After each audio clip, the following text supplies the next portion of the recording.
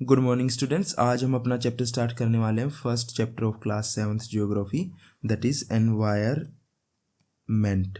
Okay, आज हम सब कुछ जान लेंगे इस चैप्टर के बारे में। इसके लास्ट में क्वेश्चन आंसर भी करेंगे हम। आप इस वीडियो को देखिए और आपको कुछ भी एक्स्ट्रा पढ़ने की ज़रूरत नहीं है, ठीक है। तो चलिए हम अपना चैप्टर स्टार्ट करते हैं। चैप्टर स्टार्ट करने से पहले आप एक बार सोच के देखिए, आप 2075 में जी रहे हो, आप बड़े हो जाओगे तब तक तो, है ना। और पूरा दिल्ली डूब चुका है, सारे जितने भी ग्लेशियर्स हैं, बर्फ़ के पहाड़ बोलते हैं जिनको हम, वो सब मेल्ट हो चुके हैं। मुंबई में पूरे में आग लगी है। ग्लोबल वार्मिंग, जिसको हम इजी लैंग्वेज में बोल देते हैं कि टेम्परेचर हमारा बहुत ज़्यादा बढ़ने लग गया है ना। और हम लोग कितना पे कर रहे होंगे ऑक्सीजन के लिए, 1000 रुपये पर लीटर हम ऑक्सीजन के लिए पे कर रहे होंगे। तो सोच के देखिए कैसा लग रहा है। ऐसा लग रहा है ना जैसे किसी मूवी में चले गए।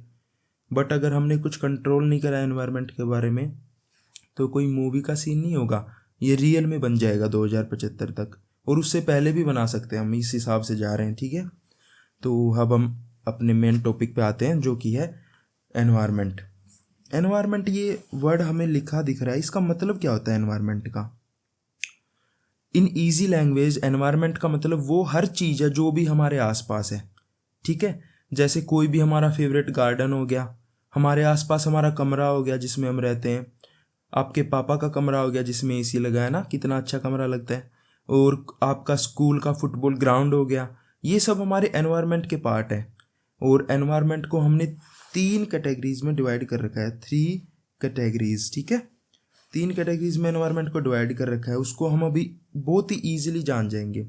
फर्स्ट है नेचुरल एनवायरनमेंट, सेकंड है ह्यूमन मेड, और थर्ड है, हम इसको अच्छे से देखेंगे, थर्ड है हमारा ह्यूमन एनवायरनमेंट, ठीक है। इसको हम भी बहुत अच्छे तरीके से समझ लेंगे। तो हमारे पहले एनवायरनमेंट पे आते हैं, जो कि नेचुरल एनवायरनमेंट। जो भी हमें भगवान ने बना के दिया है, बहुत ही सिंपल है। जो भी हमें भगवान ने बना के दिया है, जो भी हमें बना बनाया मिला है, ह्यूमंस ने नहीं बनाया उसको हम नेचुरल एनवायरनमेंट कहते हैं। ओके, इसमें क्या क्या आ जाता है? माउंटेन्स हो गए, रिवर होगी, जितनी भी रिवर देखो कितनी अच्छी लग रही है ना रिवर, तो रिवर होगी, माउंटेन्स हो गए, और फॉरेस्ट, जो भी हमारे जंगल हैं वो सब हो गए इसके अंदर। वो हमें बने बनाए मिले, भगवान ने बना के दिए हैं। बिल्डिंग हमने बनाई है, बट ये रिवर, माउंटेन, फॉरेस्ट, ये हमें बने बनाए मिले हैं। तो ये नेचुरल एनवायरनमेंट, जो नेचर ने बना के दिया। ओके, अब हम नेक्स्ट पे आते हैं, ह्यूमन मेड एनवायरनमेंट। अभी हम बात कर रहे थे जो नेचर ने बना के दिया वो नेचुरल एनवायरनमेंट, जो हमने बनाया है, ह्यूमंस ने बनाया है। ताजमहल हमको बना बनाया तो नहीं मिला ना। बिल्डिंग्स होगी जितनी भी ये दिख रही हैं आपको इस फोटो में, ये हमें बनी बनाई नहीं मिली, हमने बनाई है, ह्यूमंस ने बनाई है। काफ़ी सारे लोगों ने मिलकर बनाई है, एक ने तो नहीं बनाई होगी, उस चीज़ को साइड करते हैं। जितने भी ब्रिजेस हो गए, रिवर के ऊपर हमें ब्रिज मिलता है जिसको हम क्रॉस करके रिवर के एक कोने से दूसरे तरफ चले जाते हैं। शॉपिंग मॉल्स हो गए, ये सब हमें बने बनाए मिले हैं। और आपको बता दूं, ताजमहल किसने बनाया है? शाहजहां ने बनाया है, ठीक है। शाहजहां ने ताजमहल बनाया, तो ये सब हमने बनाया है। इसको हम बोलते हैं ह्यूमन मेड एनवायरनमेंट। ओके, कितना सिंपल है। नेक्स्ट है हमारा ह्यूमन एनवायरनमेंट। ह्यूमन एनवायरनमेंट क्या चीज़ है? अब ये ह्यूमन मेड तो वो हो गया जो इंसानों ने बना दिया। अब ह्यूमन एनवायरनमेंट के अंदर क्या आ गया? मतलब हम खुद आ गए उसके अंदर। जो भी हम लोग हैं, ह्यूमंस एनवायरनमेंट को कैसे अडोप्ट करते हैं और कैसे उसको मॉडिफाई करते हैं। जैसे गर्मी ज़्यादा लगती है तो हमने एसी चला लिया, ठंड ज़्यादा लगती है तो हीटर चला लिया। तो हमने ह्यूमन एनवायरनमेंट अपना चेंज करता रहता है ना, जो ह्यूमन अपना एनवायरनमेंट, उसको ह्यूमन एनवायरनमेंट कहते हैं। थोड़ा सा और इसको अच्छे से समझते हैं। जैसे कोई कहता है कि मेरे को तो ऐसे कपड़े पहनने हैं, जैसे इसने पहन रखे हैं ना। कोई कहता है मेरे को तो ऐसे कपड़े पहनने, मेरे को तो सर पे टोपी पहननी, ये कहता है मेरे को सर पे ये पहनना है। तो ये सब ह्यूमन एनवायरनमेंट है, सबकी अपनी चॉइसेस हैं, कोई कुछ पहन रहा है। और अब देखो कैसे इस पिक्चर में हम देख पा रहे हैं कि कैसे हम सब सारे कल्चर्स हैं जितने भी, सारे मिलके एक साथ हमारी अर्थ पे रहते हैं, अर्थ को शेयर करते हैं। ओके, ये हो गया हमारा ह्यूमन एनवायरनमेंट। जो हमारे अलग से कल्चरल हो गए, रिलीजन्स हो गए, ये सब चीज़ें आ गई ह्यूमन एनवायरनमेंट के अंदर। अब हम थोड़ा सा आगे बढ़ते हैं अपने चैप्टर में, और नेक्स्ट टॉपिक जो हमारा आता है, एनवायरनमेंट हमने पढ़ लिया। अब एनवायरनमेंट के भी काफ़ी सारे पार्ट्स होते हैं, जो कि पार्ट है एनवायरनमेंट के, नेचुरल, ह्यूमन मेड और ह्यूमन एनवायरनमेंट। अब जो नेचुरल एनवायरनमेंट है, जो हमने पढ़ा था कि रिवर है, पहाड़ है, उसको हमने और कैटेगरीज में डिवाइड कर दिया। नेचुरल एनवायरनमेंट जो नेचर ने बना के दिया, उसकी हमने फिर बाद में और कैटेगरी बना दी। ठीक है, जैसे हमारे पास क्या है, ज़मीन है, पानी है, ऐसी ऐसी चीज़ें हैं ना, तो इनको हमने कैटेगराइज कर दिया और हमने इसकी और कैटेगरीज बना के क्या क्या नाम रखा है उनका अभी देख लेते हैं। पहला नाम, जो पहला नेचुरल एनवायरनमेंट का कंपोनेंट हम बोलते हैं, जिसको कंपोनेंट ऑफ नेचुरल एनवायरनमेंट, वो है लिथोस्फेयर। लिथोस्फेयर सिंपल है, बिल्कुल सिंपल। जो भी हमारी ज़मीन है ना, आपका क्रिकेट ग्राउंड हो गया जहाँ पे क्रिकेट खेलते हैं, या हमें खाने के लिए जो भी हमारी चीज़ें उगाते हैं, हम गेहूँ उगाते हैं, कहाँ पे उगाते हैं, ज़मीन पे, सोयल में उगाते हैं ना, तो वो सब हमारा लिथोस्फेयर होता है। जो भी ज़मीन होती है हमारी, लैंड, वो लिथोस्फेयर हो गया। और गंगा रिवर है हमारी, जैसे गंगा रिवर के, जैसे ही गंगा रिवर होगी, इसके यहाँ पे जो एरिया है ना, यहाँ पे ये रिवर है, ये वाली, और जो ये वाला एरिया जो इसके आसपास का एरिया ना, वो सबसे फर्टाइल है। फर्टाइल मतलब वहाँ पे सबसे अच्छी फसलें उगती हैं। ठीक है, ये एक छोटा सा फैक्ट है, इसको आप इग्नोर करना चाहो इग्नोर कर सकते हो। नेक्स्ट कंपोनेंट हमारा, हमने क्या डिस्कस करा था, पानी, हाइड्रोस्फीयर। जितना भी पानी है हमारा, ओशियंस में पानी हो गया, ठीक है, रिवर्स में पानी हो गया, लेक्स में पानी हो गया, ये जितना भी पानी किसके अंदर आता है, हाइड्रोस्फीयर।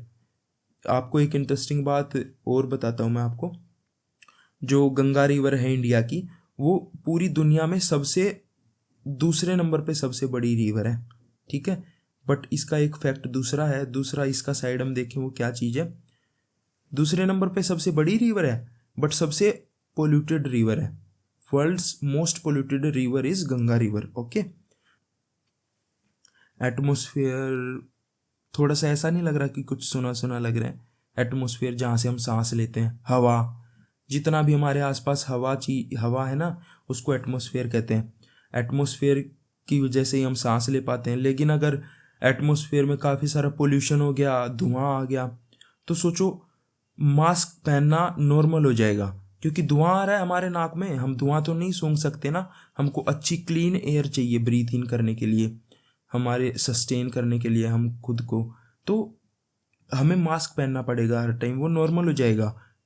ओह सॉरी, वो तो नॉर्मल ऑलरेडी हो चुका है ना। मास्क पहनना कितना नॉर्मल हो चुका है। आप किसी भी शहर में जाओगे, दिल्ली वगैरह में काफ़ी लोग मास्क पहन के घूमते, क्यों? क्योंकि सांस वहाँ अच्छी हवा है ही नहीं सांस लेने लायक, तो मास्क पहनना नॉर्मल अपने आप ही होना था। नेक्स्ट, ये जो अर्थ के ऊपर आपको इस इमेज में देखो, थोड़ा सा ध्यान दो, ये जितना भी देख रहे हो ना आप, ये काफ़ी डिफरेंट गैसेज हैं, इसको हमें अभी नहीं जानना है। इसको जब नेक्स्ट क्लासेस में जाएंगे तब हम जानेंगे कि ये इतना सारा स्ट्रेटोस्फेयर हो गया। चलो उसको बाद में डिस्कस करते हैं, छोड़ो उसको। हमारा जो नेक्स्ट कंपोनेंट है, बायोस्फीयर। थोड़ा सा अपने आप से इसको, इमेज को गैस करके थोड़ा सा जानने की कोशिश करो कि बायोस्फीयर क्या है। बायोस्फीयर सिंपल सी चीज़ है, अर्थ का वो हिस्सा है जहाँ लाइफ पॉसिबल है। ठीक है, आप नॉर्थ पोल में तो नहीं जाके जी सकते ना। बायोस्फीयर जैसे ये हिस्सा है, यहाँ पे लाइफ पॉसिबल है, ये एनिमल्स रह रहे हैं, ये फॉरेस्ट है, या ह्यूमंस रह रहे हैं, ये इनका घर है, तो ये सारा बायोस्फीयर हो गया। ठीक है, आप सोच के देखिए, ये हमारे रहने के लिए जगह मिल रही है हमको। अब हम ह्यूमंस क्या ट्राई कर रहे हैं कि अर्थ पे हमको जगह थोड़ी कम पड़ रही है, हमको मार्स पे भी जगह ढूंढनी है। बट उसके चक्कर में तो नहीं, हम वैसे ही अपनी अर्थ को इतना ख़राब करते जा रहे हैं कि शायद हमें मार्स की भी ज़रूरत पड़ जाए और उसको भी गंदा कर दें हम कुछ सालों में। ठीक है, अभी तो कुछ नहीं हुआ है हमारा, मार्स का कुछ नहीं पता चला है, उस चीज़ को इग्नोर करो। नेक्स्ट टॉपिक पे आते हैं। हमारा नेक्स्ट टॉपिक क्या है, इकोसिस्टम। सिस्टम, थोड़ा सा इसको खुद से गैस करने की कोशिश करिए, फिर मैं आपको एक बेस्ट एग्जांपल से बताता हूँ क्या चीज़ है इकोसिस्टम। इकोसिस्टम सिंपल टर्म्स में देखिए, कोई भी व्हाट्सएप ग्रुप है जिसमें सभी मेंबर्स ऐड हैं, वैसे ही नेचर्स व्हाट्सएप, छोटा देख दे रहा हूँ मैं, ग्रुप OUP। ठीक है, नेचर का व्हाट्सएप ग्रुप है इकोसिस्टम। बहुत ही सिंपल चीज़ है, आपको याद रहेगा। इकोसिस्टम का मतलब है नेचर का व्हाट्सएप ग्रुप, जहाँ सारे मेंबर्स, प्लांट्स हो गए, एनिमल्स हो गए, नॉन लिविंग थिंग्स भी होगी। जैसे नॉन लिविंग थिंग्स के अंदर क्या आ गया, आपका बेड आ गया, आपकी बिल्डिंग आ गई। ये सब चीज़ें जो एक दूसरे के साथ इंटरेक्ट करते हैं ना, मिलजुल के रहते हैं, उसको इकोसिस्टम कहते हैं। और मैं आपको एक अच्छी सी चीज़ बताऊं, ये सुंदरवंश जो आप देख पा रहे हो इस इमेज में, सुंदरवंश का जो मैंग्रोव इकोसिस्टम है ना, सबसे फेमस है। सबसे फेमस किस लिए? क्योंकि यहाँ पे रॉयल बंगाल टाइगर भी रहता है और क्रोकोडाइल्स भी रहते हैं, बहुत बहुत सारी अच्छी खासी पॉपुलेशन है इनको। तो देखने में कितना अच्छा लगता होगा ना ये। छोड़िए, हमको नहीं सोचना ये, हम अपने टॉपिक पे आते हैं। इकोसिस्टम नेचर का व्हाट्सएप ग्रुप है, जहाँ पे सारे members, plants, animals, non living things एक दूसरे के साथ इंटरेक्ट करते हैं और रहते हैं। ठीक है, इकोसिस्टम समझ में आप आ गया आपके? ये सारी चीज़ें आप देखना चाहे देख सकते हैं। मैं आपको थोड़ा सा बता देता हूँ, आपके सिलेबस में नहीं है। ये सन से एनर्जी लेके प्रोड्यूसर्स जो प्लांट्स है वो अपने आप को ग्रो करते हैं, उनको फिर ये खा जाते हैं कंज्यूमर्स, हार्बिवोर बोलते हैं, जो सिर्फ प्लांट्स को खाते हैं। फिर काफ़ी सारी ऐसी चीज़ें हैं, हार्बिवोर्स जो सिर्फ प्लांट्स को खाते हैं, ओमनीवोर्स जो प्लांट्स को भी खा लेते हैं, साथ में कुछ छोटी मोटी चीज़ों औरों को भी खा लेते हैं, नॉन वेज को भी खा लेते हैं, जैसे ह्यूमंस हो गए। काफ़ी सारे ह्यूमंस ओमनीवोर हैं जो चिकन वगैरह भी खा लेते हैं और प्लांट से बनी चीज़ें, सब्जी वगैरह भी खा लेते हैं। ठीक है, फिर कंज्यूमर्स को कार्निवोर खाते हैं, इनको, ओमनीवोर को या फिर इनको। ठीक है, कार्निवोर क्या होते हैं? जो प्लांट्स वगैरह भाड़ में जाए, हमको सिर्फ लिविंग थिंग खानी है। लिविंग थिंग तो प्लांट भी, बट जो कंज्यूमर से हार्बिवोर हो गए या ओमनीवोर हो गए, जो इनको खाते हैं वो कार्निवोर हो गए। ठीक है, और फिर डेट्रीवोर्स जो इंसेक्ट्स वगैरह को खाते हैं, और फिर वापस ये मर के वापस सोइल में मिल जाते हैं, जिसको डिकम्पोजिशन, ये सब छोड़िए आप, हमारे सिलेबस में ये नहीं है। वापस सोइल में मिलता है, वापस ये प्रोसेस चलता है, एवोपरेट हो जाता है जो वाटर होता है बॉडी के अंदर, वो वापस सन की एनर्जी की वजह से, और वापस से सेम। ये हमने देख लिया। अब हम नेक्स्ट टॉपिक पे आते हैं, जो एनवायरमेंटल प्रॉब्लम्स हैं, जो अभी हम इतनी देर से डिस्कस कर रहे हैं कि क्या क्या चीज़ें गड़बड़ में हो रही हैं, क्या क्या परेशानियाँ आएंगी हमको आगे चल के। पोल्यूशन हो रहा है, डिफॉरेस्टेशन हो रहा है, ग्लोबल वार्मिंग हो रही है, ये सब चीज़ें हम डिस्कस करते हैं अभी क्या होता है एनवायरनमेंट में। एनवायरमेंटल प्रॉब्लम्स, ठीक है, एनवायरमेंटल प्रॉब्लम्स में जो भी हम एनवायरनमेंट को चैलेंज करने वाले विलन्स लोग हैं, वो क्या क्या इम्पैक्ट डाल रहे हैं एनवायरनमेंट पे। सबसे पहली चीज़ पोल्यूशन हो रहा है ना,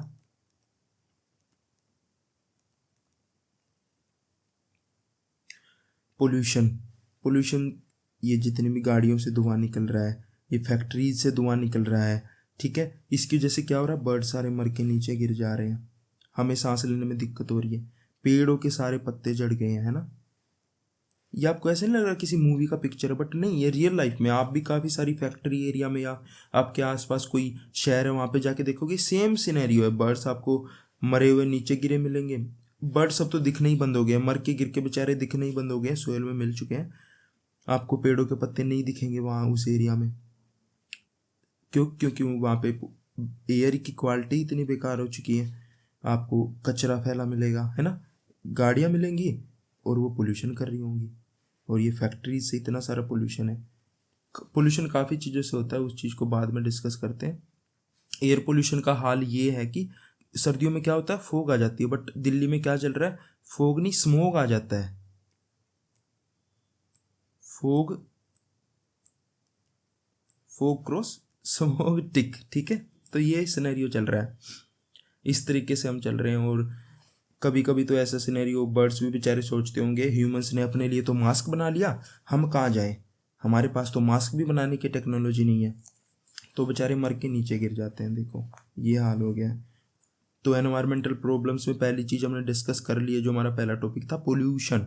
ओके, दूसरा टॉपिक है एनवायरमेंटल प्रॉब्लम्स का deforestation. Deforestation, deforestation, deforestation, forest का मतलब होता है जंगल, डिफोरेस्ट्रेशन का मतलब जंगल को खत्म कर रहे हैं हम। सिंपल सी चीज ये है बस, ठीक है। पेड़ों को काटने का मतलब है अर्थ का जो ऑक्सीजन है उसको खत्म कर रहे हैं हम, सिंपल सा है। क्योंकि प्लांट्स हमारे क्या करते हैं आपको भी पता है, कार्बन डाइऑक्साइड को ऑक्सीजन में कन्वर्ट करते हैं, सिंपली ऑक्सीजन प्रोड्यूस करते हैं। ऑक्सीजन कहाँ से आता है? प्लांट से। और प्लांट्स को काटने का मतलब ऑक्सीजन खत्म कर रहे हैं। ऑक्सीजन हमें जिंदा रहने के लिए हेल्प करता है, ठीक है।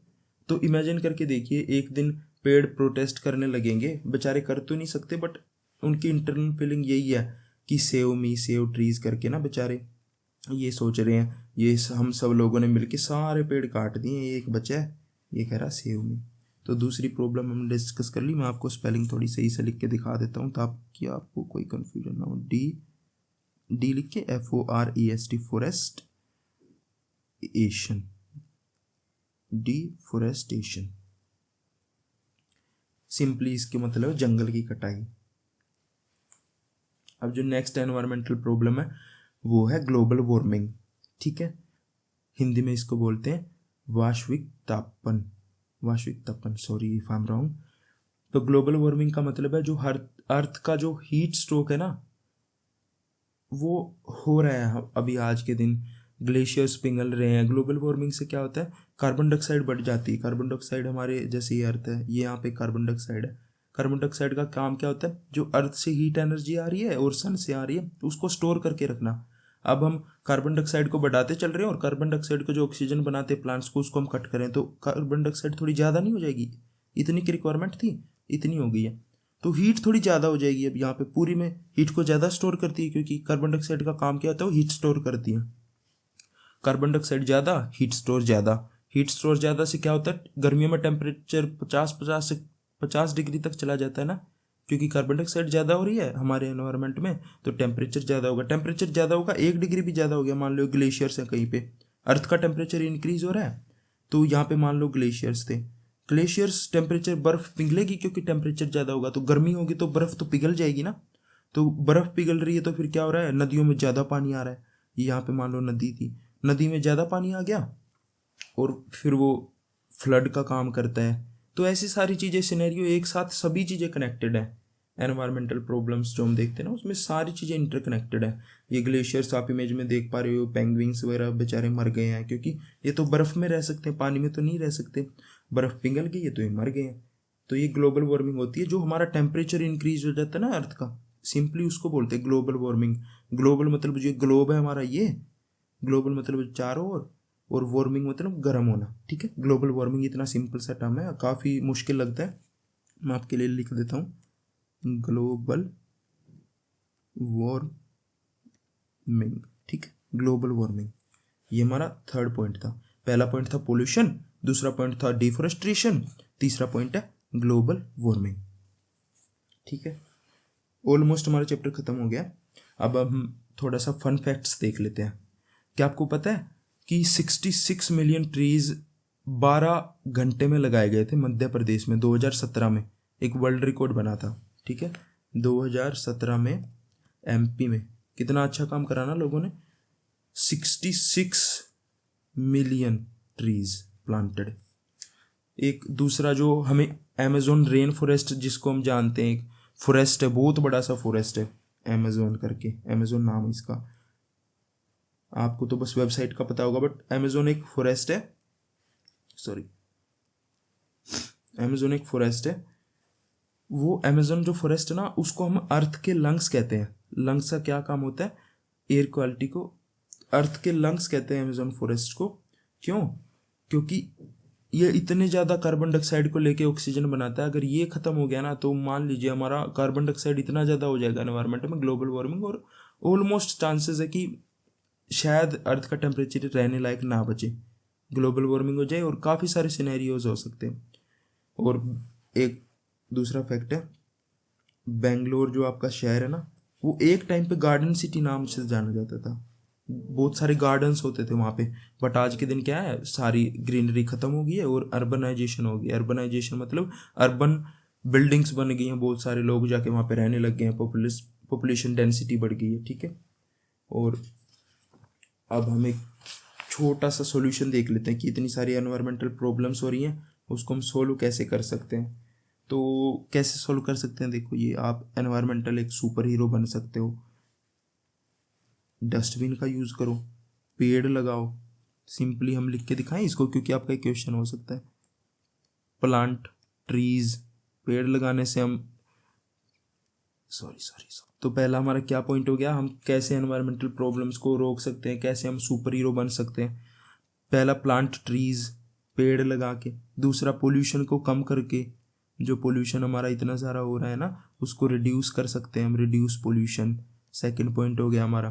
थर्ड पॉइंट हो गया हमारा कि हम वाटर को थोड़ा सेव कर सकते हैं, क्योंकि वाटर हमारा पीने लायक बहुत ही कम है, उसको हम सेव कर सकते हैं। और जो रीयूज़ कर सकते हैं वाटर को, मान लीजिए आपका आरओ है, आरओ से जो पानी निकल रहा है उससे आप बर्तन वगैरह साफ कर सकते हो, ठीक है, कपड़े धो सकते हो। तो ऐसे वाटर को सेव कर सकते हैं हम। रिसाइकल एंड रीयूज़ कर सकते हैं, जैसे आपकी कोई पुरानी जीन्स वगैरह किसी भी चीज़ से आप बैग बना सकते हो। ये तो बहुत ही थोड़ा कॉम्प्लिकेटेड एग्जाम्पल हो गया, मैं आपको सिंपल बताता हूँ। सेव एंड रिसाइकल में जो फोर्थ पॉइंट है, रिसाइकल एंड रीयूज़, इसमें हम क्या कर सकते हैं कि कुछ भी, जैसे एक पॉलीथीन बैग आया हमारे पास, तो उसको हम डायरेक्ट यूज़ करके उसमें से कुछ सामान निकाल के यूज़ करा और पॉलीथीन बैग को फेंक दिया, उसकी जगह हम उसको दोबारा यूज़ कर सकते हैं। पहली चीज़ तो पॉलीथीन बैग को यूज़ ही नहीं करना चाहिए, बट स्टिल अगर आ रहा है तो उसको रीयूज़ करते जाओ बार बार। जितने भी प्लास्टिक्स के बॉक्सेस आते हैं, डिब्बे आते हैं, जो उसको रीयूज़ कर सकते हैं हम, ठीक है। और अब हम थोड़ा सा चैप्टर हमने पूरा कर लिया, थोड़ा सा क्या पूरा ही चैप्टर पूरा कर लिया हमने। और हम लास्ट लाइन में ये बोलना चाहता हूँ कि सेव द एनवायरनमेंट और else the next generation will study earth only in history books. कोई नए, जैसे पूरे डायनासोर्स खत्म हो गए थे वैसे हम सब एक बार खत्म हो जाएंगे और नए लोग आएंगे, वो पढ़ेंगे पहले ह्यूमंस एग्जिस्ट कर सकते, ऐसे ऐसे लोग एग्जिस्ट करते थे। तो इससे अच्छा हम थोड़ा सा एनवायरनमेंट को बचा ले अभी, है ना। एनवायरनमेंट हमारी मम्मी की तरह है, जितना ध्यान रखोगे उतना ही वो आपको प्यार करेगा। और अगर आप एनवायरनमेंट को या अर्थ को नाराज कर दोगे तो फिर आपको पता ही आपकी मम्मी थप्पड़ कैसे मारती है। ठीक है, बाय स्टूडेंट्स, हमारा चैप्टर खत्म होता है। आपके सारे क्वेश्चन आंसर, आप दोबारा एक बार वीडियो को रिपीट में देखोगे ना, सारे क्वेश्चन आंसर आपके पूरे हो गए। अगर आपको क्वेश्चन आंसर सेपरेटली चाहिए तो आप एक बार सिंपली कमेंट में बता देना कि I need question answer video also, तो ऐसा करके, या फिर क्वेश्चन एंड आंसर ऐसा करके कमेंट करोगे, मैं आपके लिए क्वेश्चन आंसर की एक सेपरेट वीडियो डाल दूंगा। जैसे ही कुछ कमेंट आएंगे मैं तभी डाल दूंगा, कुछ उसमें लेट वगैरह नहीं होगा, आपके एग्जाम से पहले डाल दूंगा। Okay, done, bye, have a nice day.